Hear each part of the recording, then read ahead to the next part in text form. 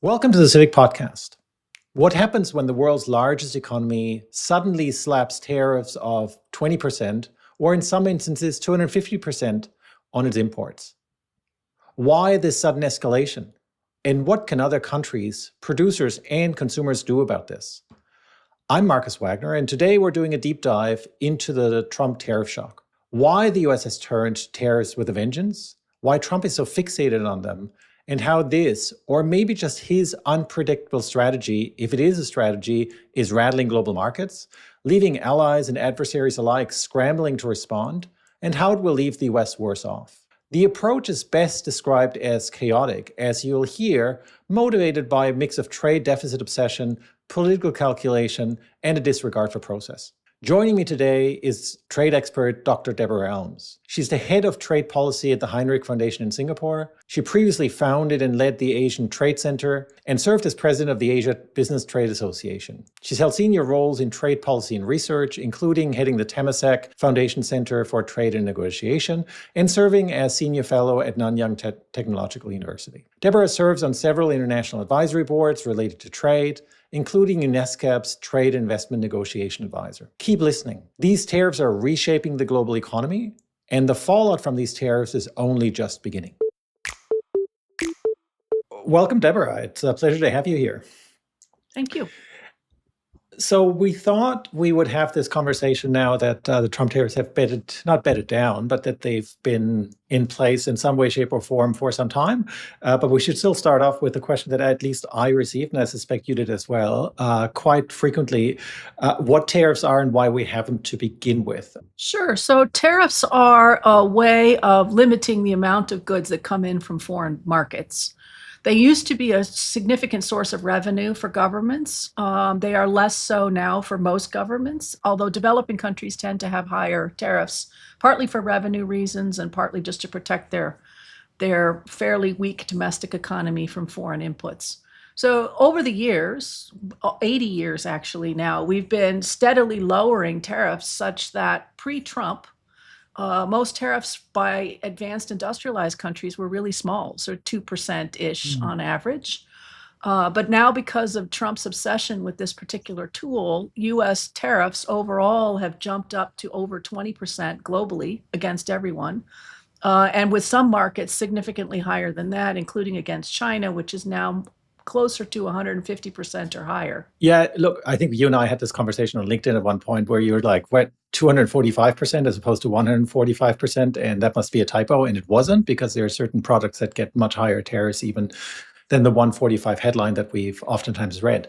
I mean, the funny thing is I'm German, and in German, taxes or tariffs, which I think of as a tax, nothing but that, is a Steuern, right? And Steuern is like commandeering and or trying to commandeer and steer things in one direction or another. And that, in some sense, is what taxes were, right? You try to say, well, the domestic competition doesn't like certain imports, and therefore we're trying to steer the direction of certain imports one way or another. And tariffs, as you said, were oftentimes seen in that way. Protect domestic industry, or in the case of developing countries, the infant industry argument. So what's different about Trump? Trump always sort of famously has said that tariffs is his favorite word. But why? In your mind, what's the goal for the tariffs as we now see them after January 20th? He thinks they're an all-purpose tool. So in his mind, tariff is an excellent tool to solve any kind of problem, whether that's fentanyl or migration, whether it's competition from foreign firms, whether it's reshoring manufacturing, bringing in revenue to the US government, proving that he is stronger than the counterparty, getting people to come and beg for deals. I mean, there's about a million different ways and reasons why Trump thinks the tariff is the most beautiful word in the English language. And he has shown his tremendous enthusiasm for these in his first administration at a limited way, because in many cases he was blocked from doing so by his own staff. But in the second administration, he's not blocked by anyone, and therefore he is enthusiastically using tariffs as the all-purpose tool to get more of whatever it is that he wants in the moment in which he wants it. Which is Look, I don't disagree with you at all. We'll get to some in the nitty gritty into this, but in some sense, the tariffs are nonsensical, or must be nonsensical, even for people who strongly believe in them. And in one way, that sort of one of the examples that I usually give is bananas and coffee. Neither bananas nor coffee, with the exception, I think, in Hawaii, there might be a small coffee plantation, and maybe a banana plantation. I don't know. But apart from that, there's no real sense of putting tariffs onto coffee and bananas, and so they weren't particularly well thought out. And the way that they were put in place, maybe we can talk about this a little bit, struck at least the trade lawyers, and I suspect the trade economists as well, as completely strange because of this obsession with the trade deficit that Trump seems to have, and doesn't seem to realize that you cannot have. I mean, it's like having a trade deficit with your grocery store. Of course, you have one, because you can't manufacture certain things in the same way that, or provide certain things in the same way that partners potentially can. So where is this obsession coming from? Well, it's a deep-rooted obsession. So I would say, to begin with, he's been railing against trade in goods and tariffs and unfair practices by trading partners since at least the 1980s. He is, strangely to me, obsessed with trade in goods. And now what makes that strange is that his whole career has been in services, real estate, casinos. We're not talking services at all. It's just about trade in goods. I was going to get to that, because services and IP is completely out of the equation in the way that the whole formula in quotation marks is being applied, right? So it goes way back when, but he doesn't, as you say, doesn't actually take into account the fact that he's made his fortune, whatever it may be, through services and IP, if you will. Exactly. And his cabinet's the same way. So his cabinet, more or less, is all services people, yet they're obsessed with trade in goods. If you're obsessed with trade in goods and you think a trade deficit is by default a bad thing, then you're much more interested in tariffs, because it's the tool that you can use in order to deal with trade in goods and potential trade deficits. It does not matter how many times you explain this to Donald Trump. There are certain basic facts about this situation that he simply cannot, does not, will not accept. One of them is that a trade deficit in goods is neither here nor there. You can run a trade deficit in goods and still be fine, because overall, your overall has to be in balance. And that includes trade in goods, services, intellectual property, but crucially inbound investment and holding of various kinds of U.S. investments. That has to be in balance. It's called a balance for a reason. And he cannot get past the deficit in goods. So he is convinced that that trade deficit in goods must go to zero. And he's not interested in people who explain to him that even if it went to zero, let's imagine some kind of crazy world in which trade in goods goes to zero. That still creates a whole new set of problems for the United States that he would presumably not like. But at the moment, again, he's almost 79 years old. He's absolutely unpersuadable on things that he feels deeply about. And trade deficits are bad. Tariffs are paid by foreigners, not by Americans.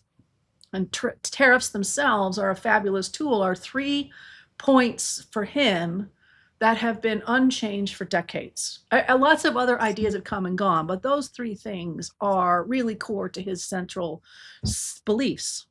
Agreed, right? So as you say, it goes way back when. I think there were interviews in the 1980s where he sort of, to my mind, it's always this sort of living in the sort of almost beginning of the 19th century type modality where tariffs were seen as a way to do this steering of the economy in some way, shape, or form, which when I wear my other hat about constitutional law, I always say, well, that's what he wants to do. He wants to sort of rule supreme in some way, shape, or form. And this in trade, it's no different in some sense, right? He wants to basically say what the U.S. economy should look like.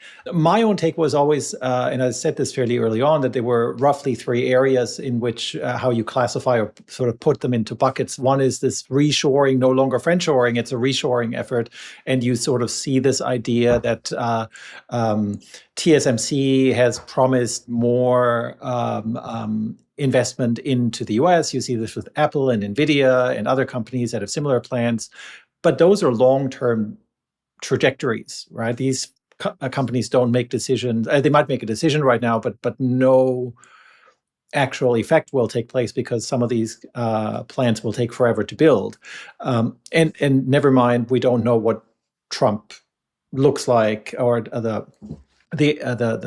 I don't know, the investment arena looks like in 3 months from now. Then there's this revenue increase that you talked about, and you had this negotiation tool, some of which contradict one another. And that gets me to a question that I wanted to ask you about is, to my mind, it's almost some of these goals are tied almost individually to particular people in a circle. And they contradict one another, and therefore there seems to be a fight within the administration as to what these are for.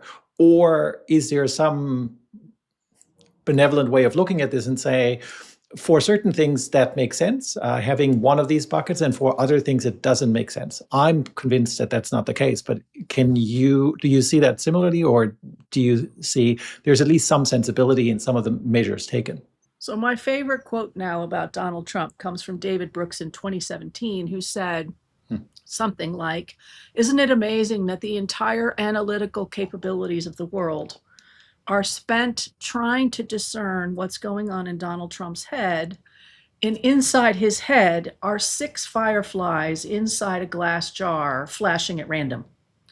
And I think that's the problem. It's not that the people around Trump necessarily have different goals. It's that Trump himself has different goals. There are 6 fireflies in his head, any one of which could be firing in any given moment, and they often fire in different directions, right? So one might be about trade deficits. One could be about the importance of manufacturing at home. One could be about revenue. One could be about getting people to come do deals. So, think about 6 different, often contradictory ideas. They're inside of his own head. And so what matters is less what the people around him say, and much more which one of those fireflies is active at any moment. And that's the direction he's going to want to go in. Now, he surrounded himself with people who recognize that there are variations across this spectrum of possible objectives. And so they tend to be arguing for different kinds of things. But ultimately, Trump doesn't listen to them anyways. I mean, Trump makes decisions in this trade space entirely on his own. So you can come to him in any moment and tell him something which he might agree with for that second, but then they leave the room and he comes up with a new idea. Maybe he meets with someone new. I think you really have to look much more carefully at who sits next to him in Mar-a-Lago in Florida than who sits next to him in the Oval Office, because I don't think there's anyone in the Oval Office really who's driving this agenda other than Donald Trump himself. And that's super frustrating for everyone else who's trying to understand what's going on, especially difficult for countries that are facing these tariff issues and have to figure out, who do I even call to negotiate? Well, what am I negotiating? With whom? Over what? I don't know who to talk to. I talked to one guy, it seems to be fine. I talked to another, it seems to be a disaster. I don't know whether a deal I've struck with one of Trump's officials is going to matter, or whether Trump will just throw the whole thing out, or potentially just give me a big wet kiss on the spot and then I'm done. There's just no way to know. Well, that's I guess encouraging for no one at this point, because you can't, at that point you can't have a strategy, right? And I think that's I mean, I oftentimes get asked, and I suspect you get asked as well, is there some strategy behind all of this? And I suspect your answer is no, there isn't. No, and there's no strategy. I would agree. There is sort of conflicting, if there are conflicting strategies, they're getting voiced by various people, and I want to get to that in a second. But before that, maybe just have a brief discussion about some of the sort of different tariffs and the changing nature of it, because I think some of the initial shocks are now being channeled a little bit more into procedures, at least from my perspective. Maybe I'm too much of a lawyer for this, but I see you smirking. But if I look at this from a legal perspective, then we have sort of the National Emergencies Act, or bolstered by the International Emergency Economic Powers Act, which I will now call IEPA from now on. Then we have Section 232, and then we have the traditional Section 301, different tariffs. And the sort of emergency that Trump invokes by using IEEPA to me was a bit of a shock, frankly. Shock in the sense of no process and no tariffs ever envisioned under IEEPA, but again, a short-circuiting of any kind of process that might have had to be put in place by way of involving Congress, which he clearly doesn't want to do because so far there hasn't been much of a legislative process or project to begin with. So much of these tariffs that have been put on, say, China, Canada, and Mexico were under IEEPA. My own take is, and I would like to see what you're thinking on this, is that there's almost no negotiations possible, but because once you start declaring something an emergency, then you can't really get out of this. And there's no sort of wiggle room. Whereas with 232 and 301, you can actually have negotiations about things. I don't know what your take is on that. I think you are both German and a lawyer. And so therefore you are struggling. You are really struggling with an administration that just doesn't give a damn about law and isn't interested in having a process. I think this is hard for people to get their heads around. Yeah. This is a Trump administration that at the moment, and I think this will change over time, but at the moment, feels emboldened to do whatever they want. And so they've given you a, quote, legal justification, unquote, that is nonsense. And because they're not keen to be constrained by the law, really, and they don't think Congress will intervene, and they're fairly certain that if the court does something, it will be from some period down the road, and they'll deal with it at the time.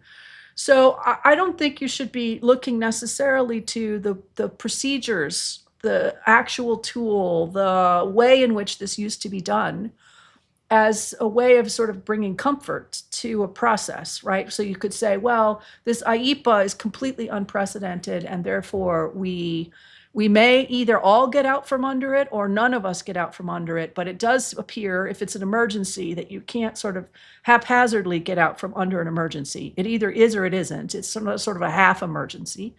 So that gives some people comfort. But I would say, then you say, well, if we did a Section 232, which is a national security argument, that would be better, except that this same Trump administration has changed the way that Section 232 gets done, including a really fascinating executive order, or at least a memo that came out from the State Department that said, we hereby reserve the right in the State Department, of all places, to decide whether or not we want to have consultations and policies and procedures followed. And if not, it's entirely up to Secretary of State Rubio to decide whether there will be consultations or not have consultations. So that again suggests to me that this is not an administration that much cares about what the legal rules are, what the policies have been, what the procedures have been. Just declare something and make it happen. And then you end up with these bizarre executive orders, by the power vested in me as President of the United States. I, Donald J. Trump, do hereby declare that, whatever it happens to be. And then there's often kind of a laundry list of things that might justify what he's done. But ultimately, he doesn't much care what the justification is. It's by the power vested in me as President of the United States, full stop. I do what I choose to do. Yeah. Well, look, yes, I'm German and a lawyer, and therefore I'm struggling. But look, I'm also not a German lawyer in the sense that I've, number one, been outside of the country for far too long and realize that power matters, right? And Donald Trump is using the power regardless of which avenue we're looking at. And I always sort of take that detour. That when we look at people being transferred outside the U.S., and this is the nicest way I can put this, it's the same thing, right? Like this idea that the Trump administration would somehow let people come back into the country, like Abrego Garcia, in light of the fact that all the most of the court decisions have gone against him in that sense. It's the same thing, right? Now, how do you then deal with constantly changing measures? We'll get to that in a little bit, but I was still hoping to somehow, and you've sort of said that that's not true, right? How do we deal with people like Navarro, with Bessent, with Lutnick, who all seem to be saying very different things? Because my own take is that Bessent and Hassett, at least, would go in one direction to look at it as leverage, whereas Navarro seems to be, to my mind, almost completely off the reservation with respect to what he's thinking is. Can you sort of clarify a little bit, or can we have a conversation about what the different people are sort of at least historically been driving towards? Because you already said Besson, Lutnick, Hassett, they've been much more in the services space, whereas Navarro, I think, has at some point just something flipped a switch with him. I think you could make a hell of a drinking game, honestly, watching the news in the morning and There you watching go. whether There you go. Lutnick in It's water particular, only. but could be Besant, could be Hassett, could be any one of them. How long does it take for them to contradict the president in any given interview? Or how long does it take the president to overrule what they said? I don't think you would have to wait more than 5 minutes before you would be taking a sip of your beverage, because these folks really have no idea what's in Trump's mind. They're trying to imagine what he's thinking, but that's a fool's errand. Again, which firefly is firing in the man's head at the time? And so I'm not sure why anyone listens to these guys, although I guess you have to. How do you navigate this is just complicated. I think, of course, firms want clarity. Firms in particular want clarity, right? They want to know, what are the rules going to be? Do I invest? Do I not? Do I buy? Do I not? Do I plan something else? I don't think this uncertainty is going to go away, unfortunately, for however long Trump is in the White House. Trade is a signature issue for him. He doesn't have a lot of fixed beliefs, in my view, but one fixed belief that he cares a lot about, where he thinks he is genuinely the expert, is around trade issues. And so he will continue to meddle in whatever is going on in trade at will, even if it looks like we've resolved this early trade yippiness, as he called it at one point. So let's imagine that we get a deal, we get deals, we get a series of deals. I don't know what it is. We've said, okay, now we've locked them in. Is that the end of this tariff and trade nonsense? I don't think so, because Trump will always reach for tariffs as his favorite tool, and for trade as a way for him to continue to push chaos. He loves chaos. It's not a bug, it's the feature. The feature is, let's make this chaotic. Let's keep people focused on him. Let's keep people focused on the White House. And, trade is his signature issue. So he will keep coming back to this even after stuff appears to be resolved, which is partly maybe it's the entire reason why this is so complicated, right? If you're a firm or a foreign government trying to figure out what do you do now, you're trying to slow walk some of these decisions, like let's draw it out. Maybe domestic pain in the U.S. economy is going to cause, I don't know what, Congress to say something, the courts to say something, consumers to say, I don't know what we're waiting for, but we're waiting for something. Something will happen, and then something else will happen, and then we might walk some of this back. Maybe. I'm not, again, it's not out of the possibility, because all bets are off. Whatever you thought was the way the world worked in December is not the way the world works in April. So that's hard. That's very hard. People want clarity. They want to know there is a light at the end of this tunnel. And I keep saying to people, what if there isn't? What if there is no light at the end of this tunnel, or it's a long ways away? You're just going to have to get used to this bizarre level of uncertainty coming from the United States for a potentially longer period than any of us expected. I was going to say, I think that tunnel is a very long one, right? And the longest tunnels are currently being constructed, so people better get used to the fact that this might be a long way off. My own take is that foreign pressure will lead to absolutely nothing. Right. So no matter what happens on the outside, Trump is pretty immune to any kind of, whether it's a negotiation, which mostly will fail because it doesn't seem like the Trump administration knows what they want to demand. Right. So there's, I think, reporting that their various sort of trade delegations have basically left Washington being puzzled because we can't negotiate with you if you can't come up with anything that you want. Leaving that aside, then the only things that are remaining for Trump to be persuaded, quote unquote, would then be business pressure. He seems to be somewhat immune to that, except the bond market. Congress is in his hands for the most part. Although I've said, I'm on record as saying, there's peak Trump. We've reached somewhat peak Trump in some way, shape, or form. Because I think at some point Congress, senators and and members of the House will get pushback from their own constituencies, farmers in the Midwest and so forth. And then you have the courts. And again, I'm a lawyer. I like to think that courts at some point will do something, and we'll get to some of the lawsuits that have been filed, because I do think that they are part of the pressure that might come to bear, right, at some point, because prices will just simply get too high. Is there any case at all that you can make for doing anything that Trump has done? If not, I'll try it. I keep getting asked this, which is basically, can you sane wash something that Trump has done? People say to me, oh, isn't there a kernel of a good idea in something? To which I say, well, I mean, shoot, a clock that's stopped is right twice a day. Are you asking me if this is the moment when Trump was right because the clock was stopped? I mean, if we really look, we say, oh, yeah, there's a few kernels of a good idea, but a kernel of a good idea is not an idea. It's not an idea. Right. It's not a plan. It's not a strategy. It's not a tactic. It's just a kernel of something. So, does he have a kernel of something? I mean, we all do. You say, are there problems with global trade? Yes, there's problems with global trade. We've had problems with global trade for the whole time we've been engaged in trade. For thousands of years, probably, there have been problems with trade. Do they disadvantage the United States? Mostly not. And I would say the benefits from trade for the United States has been significant. And we are about to find out what happens when trade is biased against the genuinely biased against the United States. Yep. And it is going to be ugly. It's going to be ugly for the U.S. It's certainly ugly for American consumers. It's going to be an absolute bitch for all American multinationals in a way that they cannot yet imagine, I think. Where we're going to have boycotting of American brands, where it's going to be very difficult to stay invested in foreign markets. It's going to be hard to do business domestically if you have any foreign presence. I mean, there's just a lot of ways in which this is about to genuinely be biased against the United States in ways that they are not going to like.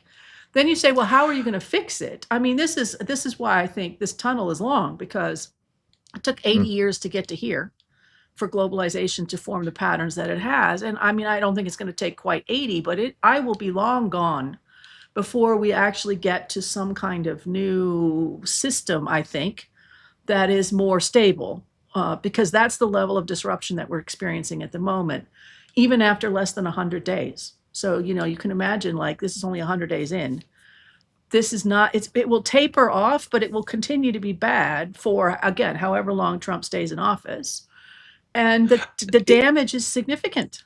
Yeah, so we in the first podcast we did, I don't know now, 2 or 3 months ago, a colleague of mine at Georgetown Law School basically said something along the lines, it'll take 7 years to undo the damage that's been done in 7 weeks, right? So, and I think that's sort of the same thing that you're indicating. And I want to get to all of these things with soft power of the U.S. companies and how they're getting hit with multinationals. And I agree with you. And again, we've had this conversation on LinkedIn a little bit, where the soft power the U.S. has used to its advantage, and companies in the U.S. have used to their advantage, I think exactly like you do, that will come to their disadvantage at some point, because you're sort of guilty by association almost, right? And I think that's what some companies in the US that have very strong brands associated with the US have not thought through yet nearly as much as they should.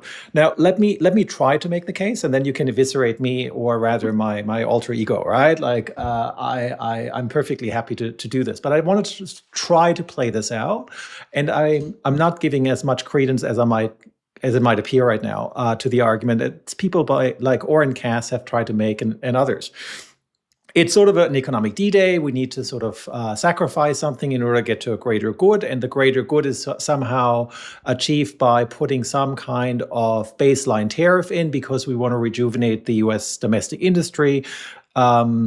And we do this by basically targeting China for the most part, but everyone else as well, to put someone on notice. And we should gradually escalate this, not like Trump has done. And we need to disentangle ourselves for national security reasons, but also because we need to give our own workers somehow a leg up in this space. And that then combined, all of that leads to a hedging against China's ascendance in the global space. I think that's sort of the argument that some people would like to make. I've heard the same argument being made by J.D. Vance in Silicon Valley. And I'm just trying to figure out, number one, the process in which it was done was obviously, well, eviscerate me first, and then I'll get to where we'll probably agree with you 100%. But what's wrong with that argument as such? I mean, Ricardo comes to mind, and everything else comes to mind. But take it where you will.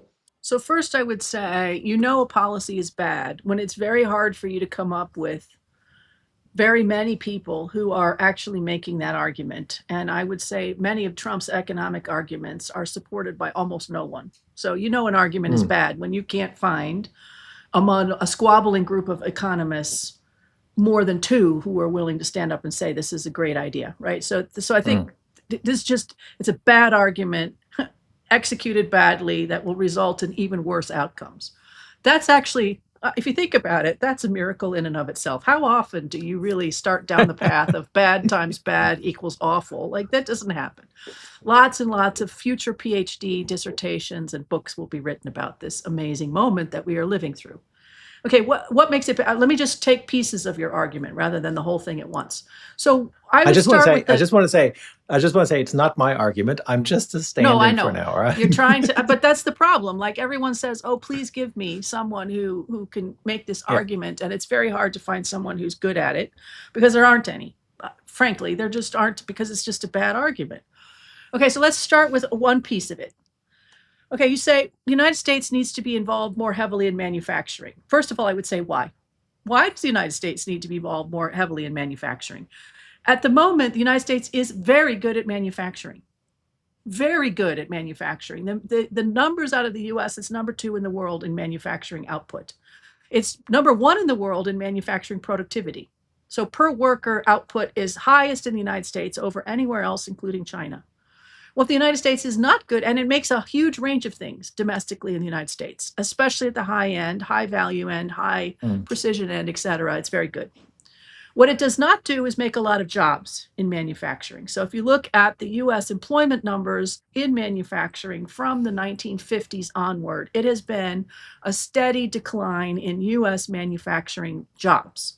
Now, that is literally, if you look at the map of the sort of chart of this, it's a steady decline. It goes straight down, but at an exact same pace. And so lots of people will say, oh, well, there's this China shock. And the China shock was when China joined the WTO, the World Trade Organization, all of a sudden, lots of manufacturing jobs in the United States were put at risk, to which I give people the chart and I say, look at this chart. Where do you think the shock was? And there's nothing in that chart that would make you think it was 2001-ish when China joined the WTO, because the line has been unmoving since then. Okay, so now you're down to 8% of jobs in the United States are in manufacturing. Best case scenario, if you model this thing out as much as you possibly can and you say, let's get more manufacturing jobs in the United States, you move from what? Let's say 8% to 12% of jobs move into manufacturing. So then you say, I have torpedoed the international trading system to get 4% more Americans to work in manufacturing jobs. Why? What could possibly be the benefit of that for the globe or for Americans? Can I come? I'm just trying to sort of make the argument on the other side is that we need to get away from this hyper efficiency argumentation that has taken root over the long time. And we need to sort of think about, this is about national security. There's certain things we just need to make here. We can't live without this, whether that's syringes or certain precursor materials for medicines, pharmaceuticals, which is why we see it there. We need to bring the production of rare earths back to the US because we cannot trust China. And then you throw in, look, from my perspective, a bit of nationalism, because that always works, because you can unite a country and a polity around an enemy, and you throw that in as well. And that's how you sort of get to that. But the idea is we need to get rid of this idea of economic efficiency as being the only driving force in the trade space. We saw this with COVID when PPE items were not available, certainly not here in Australia. We saw this elsewhere. We saw the same issues. I think that's at least the best argument that one could make in this space. And I must say, in some sense, I have sympathy for a very small niche area of imagine the next pandemic, because you can't rely on supply chains potentially coming out of one country alone. Is that an argument that one can at least listen to? I mean, you can listen to it all you want to. Does it make a difference? Probably not. I mean, think back to COVID. If I had said to you before COVID, make a list of critical health supplies. And I think if we had gone around the world and we'd asked people about critical health supplies, I do not think that face masks would have been on a critical health supply list. And if it had been on a critical health supply list, face masks, then what would you have done about that? You're going to start a domestic face mask manufacturing capacity in every market so that nobody's reliant on anyone else for face masks? I mean, obviously this could be done. But if you're going to be making face masks, you're not making a lot of other things. And so I suspect most populations would say, are you crazy? You want us to be in the factory making our domestic face masks on the off chance that there is some crisis that requires us to use domestic face masks, or alternatively to stockpile them, which you could do. And in fact, everyone did stockpile masks. Some people had stockpile masks, but like many things in health, they have a shelf life. You can't stockpile masks indefinitely, which means you have to constantly turn them over. And so you run into this problem where even in areas where you say that's a critical thing that we should make at home, and we could identify them ahead of time, we could say we should make these at home, that list is going to change. Even if we think we should make them at home, then we have to figure out, okay, well, how are we going to make them at home? What is the cost of making them at home? Not just the cost of making the face mask or the whatever it is, the critical mineral or the fill in the blank, what is the thing that you think is so critical? But also, what are we not making instead? So this is a very complicated set of questions that you would have to think through before you can declare this product is a critical product that must be made at home and can only be made at home. And even then, I would say to you, be careful what you wish for. Let me give you a classic example that we just saw, baby formula. The United States has argued it is too dangerous for us to rely on foreign baby formula. We will have baby formula made in the US. It will be great.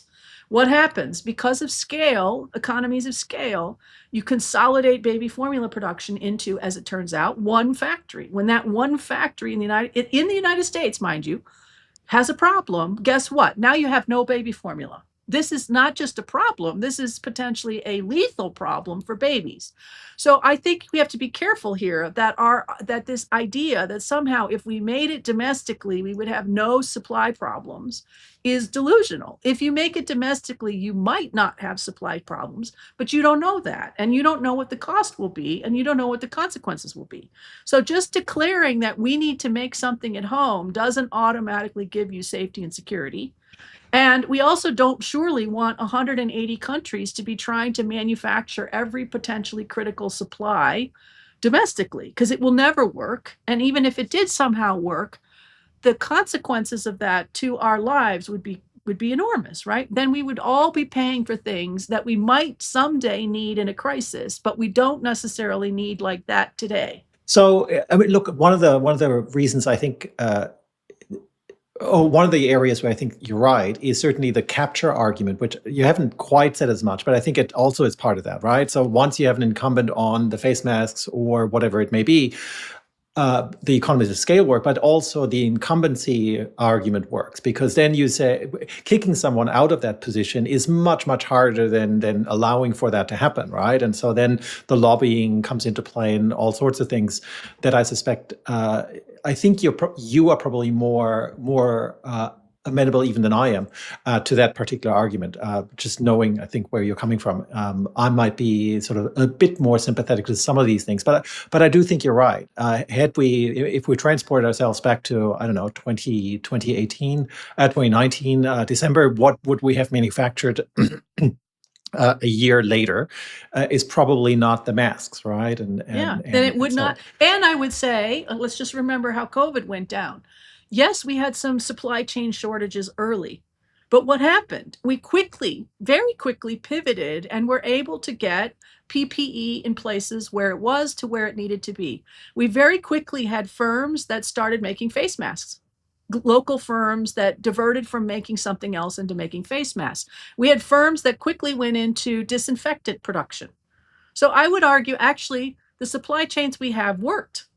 They worked incredibly well. And if you did not have supply chains that were flexible, like we had under COVID, it would have been an even more catastrophic outcome, because we would not have been able to have firms who could quickly pivot and make face masks and disinfectant and even cobble together ventilators and all kinds of crazy Rube Goldberg type inventions to get through a challenge.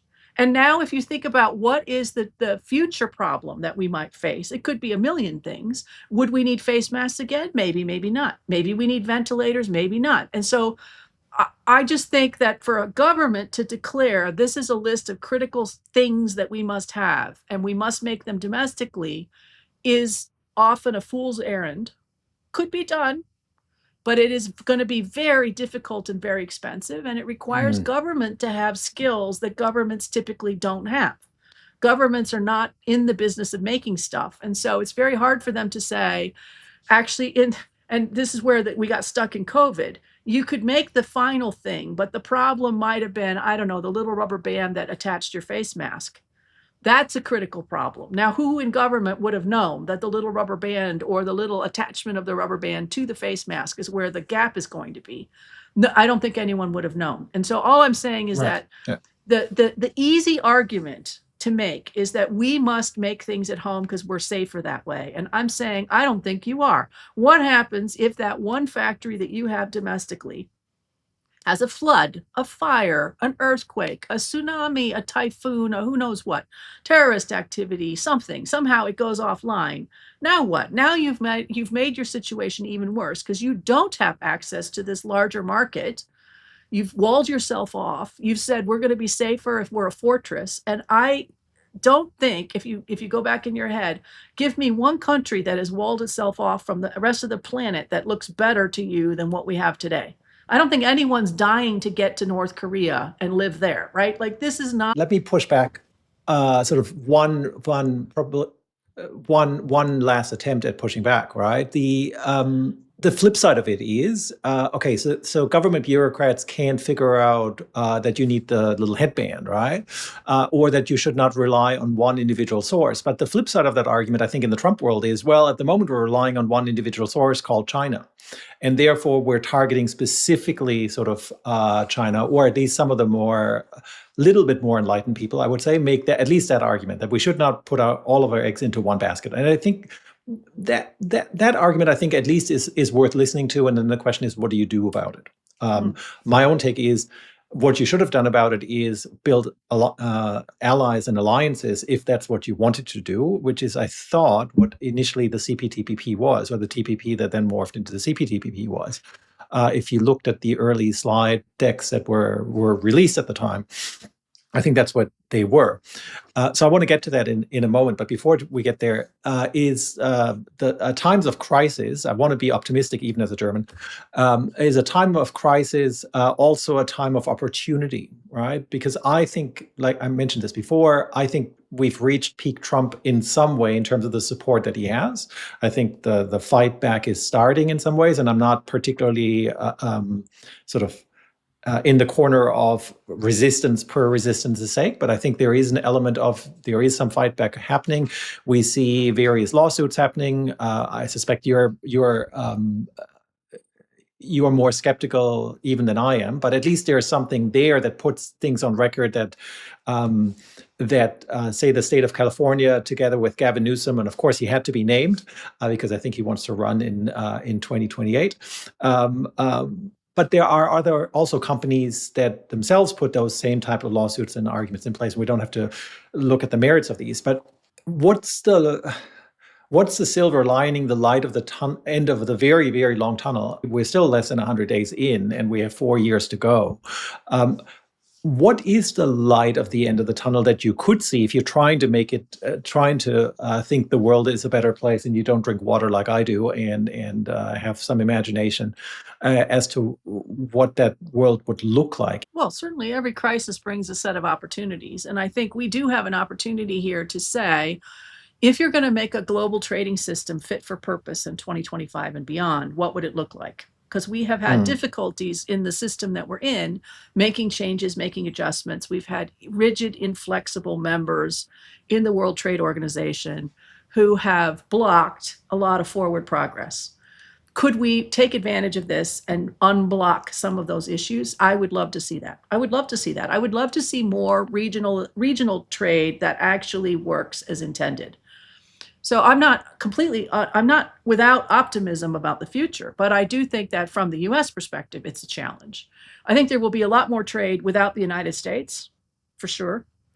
I think there will be more challenges going forward with figuring out how to deal with the US and China, two difficult partners for different reasons. That tightrope walk is always hard anyways, and it's going to get more complicated as we go forward, which is why this is going to take time, because everyone is going to be very cautious about making a step that could be viewed by one side or the other as problematic. And it will take us a certain period of time to get to a new normal. Can I just bump in there? Because you've sort of mentioned these things that I want to get to, right? Number one, preferential trade agreements, which are sort of these blocks of smaller subsets of countries, whether you call it the CPTPP, RCEP, the European Union falls into that same category, at least from that angle. To me, it's a lot more. And you see these blocks in all corners of the world, if you will. USMCA was one of them, and I think it is sort of hanging on by whatever your favorite word might be, but still functioning, right? And then beyond that, I do want to talk about how countries, how China positions itself and how countries will position themselves against or vis-a-vis, shall we say, the US and China, because I think Southeast Asia is a really interesting place, and this is where you're based, in that area. So let's maybe start off with, what about those regional preferential trade agreements? Where do you see them going potentially further than before? Well, they're absolutely vital. I mean, they were vital before, but now they're really vital. As a way for firms to reduce uncertainty and to lower their risk, you should be looking at any and all available trade agreements. In Asia, we have a lot of them, which is great news. And many of them provide a lot of certainty, including, most crucially, the CPTPP, Comprehensive and Progressive Trans-Pacific Partnership, which I think is great, 12 members in that one. I would like to see, and I have pushed for having the CPTPP come together with the European Union, not necessarily at this point to make a new trade agreement. I think that's too ambitious, but just for those 39 members to come together and say trade matters. Trade and openness matters. Yeah. And what I would love to see is those 39 say, we promise not to protect, especially by tariffs, against each other at this time. So United States can do whatever it wants to do, fine. But between 39 members that care a lot about trade and economic integration, we are not going to punish ourselves because of what's happening in Washington. That makes no sense. Let's promise not to increase protectionism between ourselves. Let's then pledge, as a sort of future effort, let's figure out what the rules of trade ought to be. We don't need to talk to the Americans at the moment. We don't need to talk to the Chinese, but at least 39 members, let's figure out what is working, what is not working, and start that dialogue, because it's going to take a long time to sort out, but let's start. That seems to me to be a natural platform. Yeah, can I get in there again, right? So that almost sounds like a mini WTO, that in the absence of the large players that might not be acting or are not acting in good faith, is sort of this proto idea of something that might happen again in 10 years and might happen again in Geneva, which is currently not working in the way that it's intended to work in most of its areas, right? So WTO dispute settlement, because of the appellate body not working, is sort of at least sidelined at the very least. We haven't really seen anything coming out of the WTO in the sense of law creation or of rulemaking. But on the other hand, I'm a little bit more optimistic about sort of the everyday churn of notifications and so forth. That seems to still work quite well, right? Whether you talk about technical barriers to trade, or you talk about sanitary and phytosanitary measures or anti-dumping, at least the notification stuff works, and that's sort of a proto system that might still work. I'm with you, by the way. I don't think that people who call for some kind of closer alignment with the EU and the CPTPP understand the differences between them.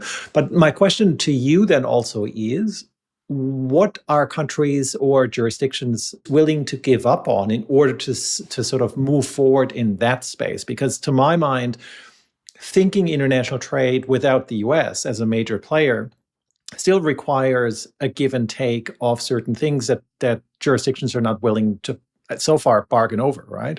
I think of India and the EU as one example, where you have the deforestation, you have CBAM, you have this same problem with the. I can't see the EU pulling completely back from it, but backing away a little bit, and other countries having to do the same in the things where their pressure groups are trying to get them to sort of a maximum position.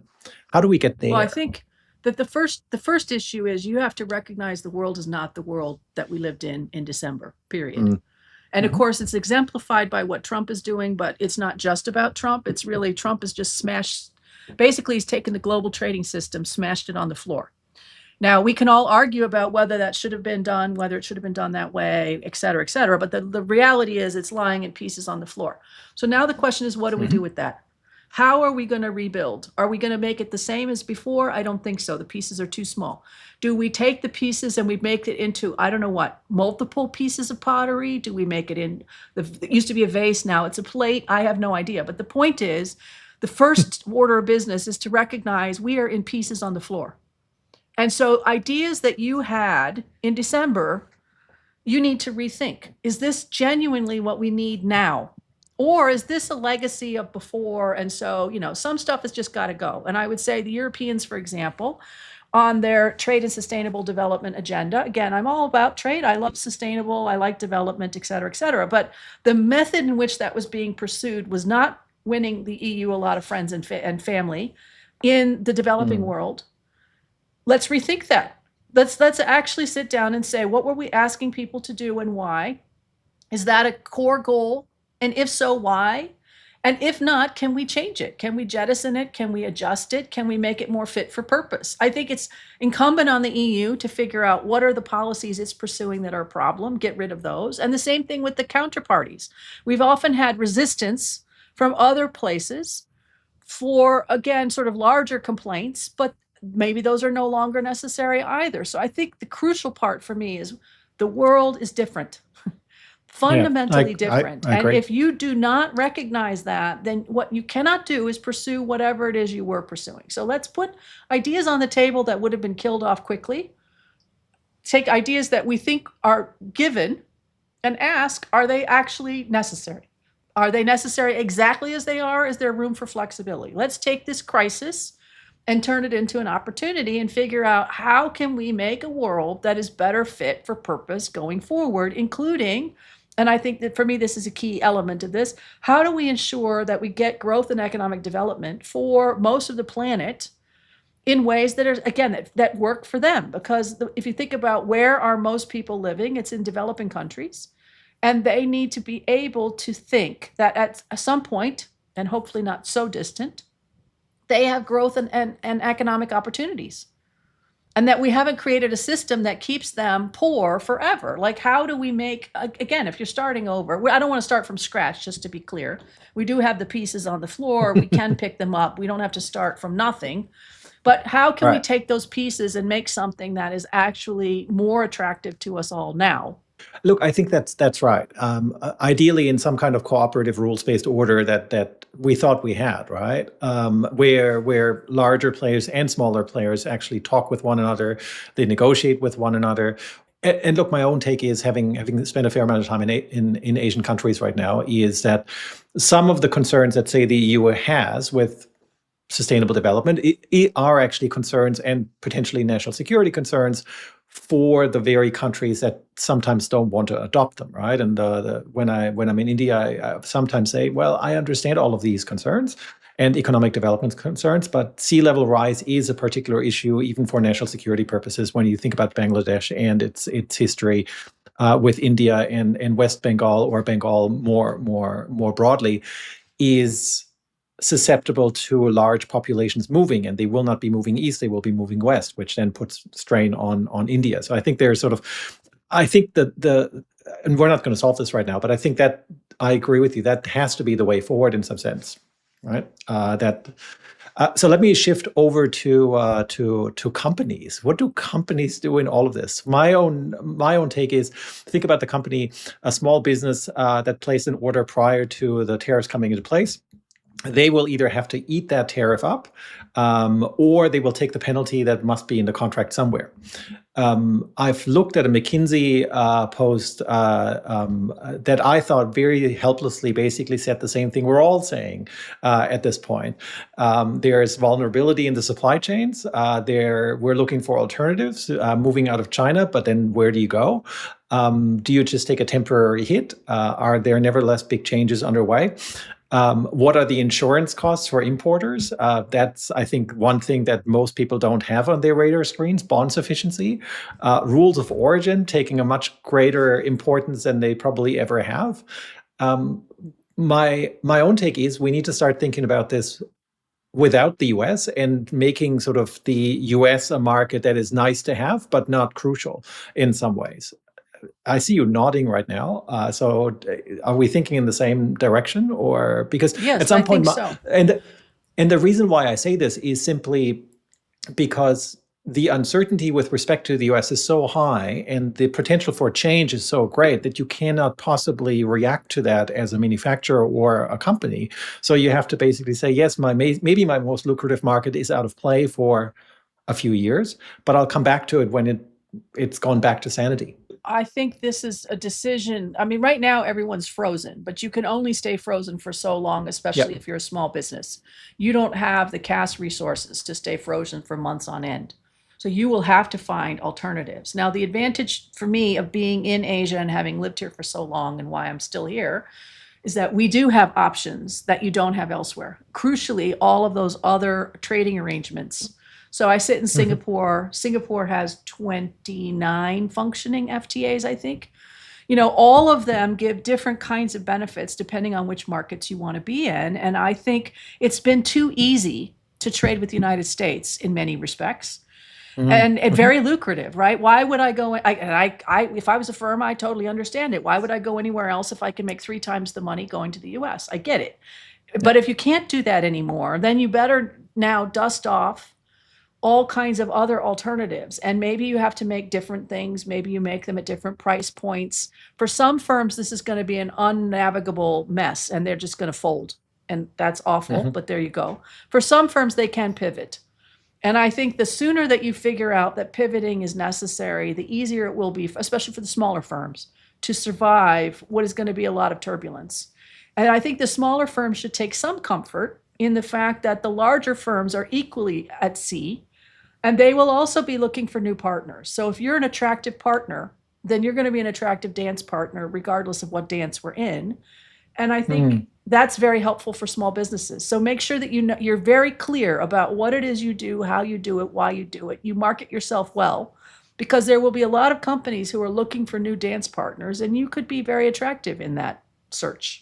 Can I just end with one question that you brought up before, which is pivoting back to the US, if you will, large multinationals in the US, which I think is becoming more and more, or should become more and more of a concern for their boards with how they're dealing with it.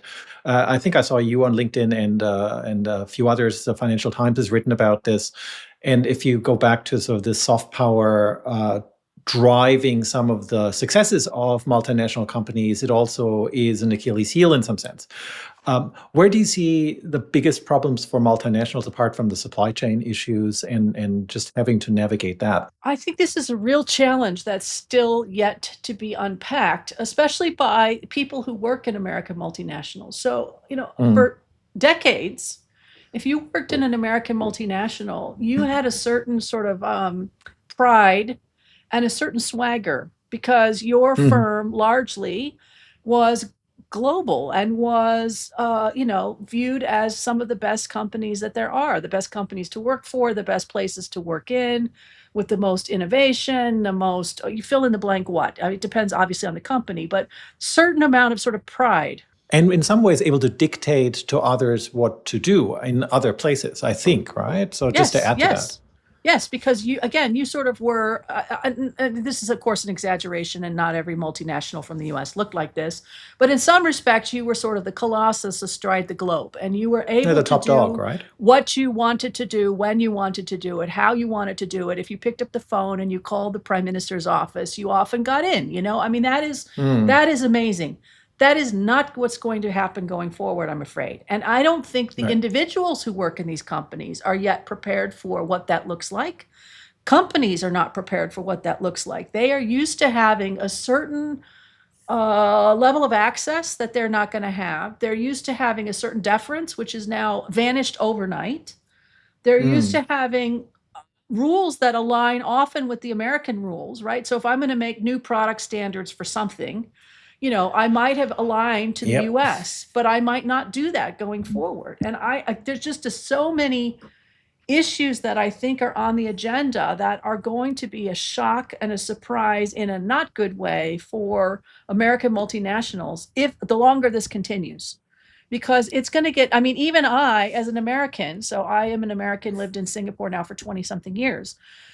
I already, I mean, it comes and goes over the years, right? Whether or not you're really proud to be an American or not. But like right now is one of those moments where honestly, as an individual, you're saying, wow, this is sometimes a bit alarming to be standing there with a strong American accent because you don't know what the reaction will be of others. They don't have access to Donald Trump standing next to them. They have me standing next to them. So if you want to yell about America, who do you yell to? You yell to me because I sound American. I don't want to be the fall guy for Donald Trump. Thank you very much. But I think that's what's going to happen to American multinationals in ways that they can't imagine yet. And that is going to be a very different environment than what we've been used to for decades. I imagine poor Deborah standing in the middle of Singapore being yelled at a street corner because you're talking to someone else. But I don't think that happens in Singapore. It might happen somewhere else more so than. No, you get it. Than Suddenly you'll get, they'll hear your accent and they'll say, what is up with Donald Trump? Explain to me this policy on tariff. They don't even know who I am. Explain to me this policy on tariffs. What is he thinking? You could explain all of that stuff. And I say, oh my God, this is just really, not great. Yeah. Maybe we'll just leave it there, but you did put a thought in my mind about standards, and I want to think more about U.S. standards not being the be-all and end-all in the future. And I think that's already been the case to some extent with the Brussels effect, but I think it's more so now, and I want to think about that more going forward. Can I just ask you at the end, we usually ask for people to recommend either books or something that they've read or something interesting. In your case, I was thinking, if I asked you there were 3 people or 3 things that people should read or 3 people they should follow on social media, is there anyone that you say to a more generalist audience that is not steeped completely in trade? Who would you say should they follow? Whose writings sort of makes you think, this is really interesting on a wider scale? The list is long, and of course it would depend on, are you a supply chain person? Are you a legal person? Are you a whatever? But I would say, off the top of my head, 3, and I don't know whether this means something, but 3 European sources. And I find that at the moment, the European sources are a bit more, first of all, more vocal and a bit more measured on the US, where Americans are increasingly not saying anything. So my 3 sources, Simon Evenet at IMD is doing a phenomenal job. I mean, he's always done a very good job with Global Trade Alert and Digital Trade Alert, but his work he's doing now, briefing out firms, especially firms, in fairly straightforward language, I think is exceptional. So Simon Evenet is one. He works with Richard Baldwin, who is also an American, but has lived in Europe forever. Richard does a Factful Friday in particular that I think is completely worth watching, where he goes through, Richard has a very long history of understanding these sort of bigger picture trends and putting them together in ways that are great. He has a number of books that are totally worth reading, but Richard Baldwin would be a second one. And then if I had to do a third one, I would say I have been currently a bit obsessed, but I think with good reason, with many of the podcasts coming out of the Financial Times. And there's a whole range of podcasts that they've been doing. But the reason why I think, again, that they're good, they have very good guests. but they're very willing to call a spade. And that's getting harder and harder to do in a lot of other settings because people just aren't very frank, or they're not thinking about what the consequences are. And so I think many of the Financial Times podcasts, many of which are not just FT, but are available on other platforms, totally worth listening to. Yeah, look, you took one or two away from me there, because Alan Beattie's interviews, and generally his writing on in the FT has been phenomenal for many years, but I think is really ramped up. Gideon Rackman similarly has really good interviews. Again, he is, I think, much more in the mold of sort of the politics of it, and I think, but he's recently done a really fantastic interview with an economic historian whose name escapes me right now. In the US, I might just point not to an economist, but to journalism. I think Anna Swanson from the New York Times is always fantastic whenever she puts something out. I think that's always worth having a really close look at. But I agree with you. I would have also mentioned Richard Baldwin, so I'll just leave it there. For straight up journalism, I would say Bloomberg has just done an unbelievable job pulling in an economics cast. Yep. So Bloomberg is absolutely worth following. And The Atlantic has been pulling in a lot more reporters around the larger stories on economics and politics in general. And, so there are a number of people, and hats off to all journalists who are trying to follow this in real time and not kill themselves. I mean, it has just been brutal, but many of them have really risen to the challenge. I mean, I have a list of journalists that would be about 1,000,000 miles long. Those are just a few. Can I thank you, Deborah, for coming on, which is during what I'm sure for you, as it is for me, really busy times. So Thank you so much for taking the time to do this interview, and we'll talk again soon, I'm sure. Sure. Thanks. Thanks so much. All right. Bye-bye.